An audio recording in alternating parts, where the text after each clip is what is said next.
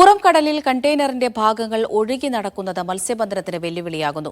കൊച്ചിയിൽ നിന്ന് മത്സ്യബന്ധനത്തിന് പോയ ട്രോൾ നെറ്റ് ബോട്ടുകളിലെ മത്സ്യത്തൊഴിലാളികൾക്കും ഈ കണ്ടെയ്നറുകൾ തടസ്സമുണ്ടാക്കി. ഒഴുകി നടക്കുന്ന കണ്ടെയ്നറുകളുടെ ദൃശ്യങ്ങൾ മീഡിയ വണ്ണിന് ലഭിച്ചു.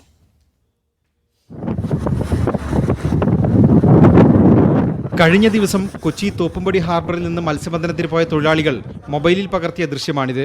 കൊച്ചി ഫിഷറീസ് ഹാർബറിലെ തൊഴിലാളികളുടെ മത്സ്യബന്ധനവും കണ്ടെയ്നർ പോലും തടസ്സപ്പെട്ടു. 15ഓളം ബോട്ടുകൾ മീൻ പിടിക്കാനാകാതെ മടങ്ങി. ഉത്തരമാത, നിസ്നി എന്നീ ബോട്ടുകൾക്ക് കേടുപാടുകളും സംഭവിച്ചു. പണിയെടുക്കാൻ പറ്റാനുള്ള കടൽ ഫുള്ളും കണ്ടെയ്നറാണ്. കണ്ടെയ്നറിൽ ഇടിച്ച് ബോർഡും പോകുന്നു, വലയും പോകുന്നു. ഒരുപാട് നഷ്ടമാണ്. വല വലിക്കാൻ പറ്റില്ല. അതായത് ഇതിൽ വലയിൽ കൊള്ളാണ്ട സാധനങ്ങൾ എന്താണെന്ന് അറിയാൻ പാടില്ല. ഒരു വളരെ ബുദ്ധിമുട്ടിലാണ് വല അറ്റി ബോർഡ് പോയി. ആദ്യ പ്രശ്നത്തിൽ നമ്മൾ 56 ദിവസം കടലിൽ കിടന്നിട്ട് കരക്ക് കിടന്നിട്ട് പണിക്ക് പോവുക. ഒരു ബുദ്ധിമുട്ടിലേക്കാണ് അങ്ങ് പോയിക്കൊണ്ടിരിക്കുന്നത്. ബോട്ട് വല വലിക്കുന്നവർക്ക് ഈ കണ്ടെയ്നർ പോലുള്ള സാധനങ്ങളൊക്കെ മറിഞ്ഞു കിടക്കുന്നതിൻ്റെ തന്നെ അവർക്ക് കൃത്യമായിട്ട് പണിയെടുത്തിട്ട് ഇത് മീൻ പിടിക്കാൻ പറ്റാത്തൊരു സാഹചര്യമാണ്. കൊച്ചി പുറംകടലിൽ ഉണ്ടായ കപ്പലപകടങ്ങളെ തുടർന്ന് കടലിലേക്ക് പതിച്ച കണ്ടെയ്നറുകളാണ് ഇവയെന്ന് സംശയിക്കുന്നു. ട്രോളിംഗ് അവസാനിച്ച് ദിവസങ്ങൾക്ക് മുമ്പാണ് മത്സ്യബന്ധനം പുനരാരംഭിച്ചത്.